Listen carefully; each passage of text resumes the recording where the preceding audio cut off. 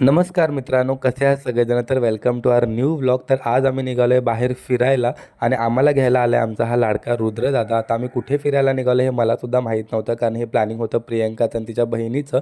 गाडीत बसून सगळ्यात पहिले तर आम्ही पोहोचलो या भारी लोकेशनवरती आणि त्याच्यानंतर आमचा रुद्रदादा रेडी झाला, कारण उद्या आहे त्याचा वाढदिवस आणि त्याचंच प्री बर्थडे शूट करायला आम्ही आलो होतो. त्याचे खूप सारे फोटो काढल्यानंतर त्याने हट्टच धरला की आपण चारवीचेसुद्धा फोटोज काढूया.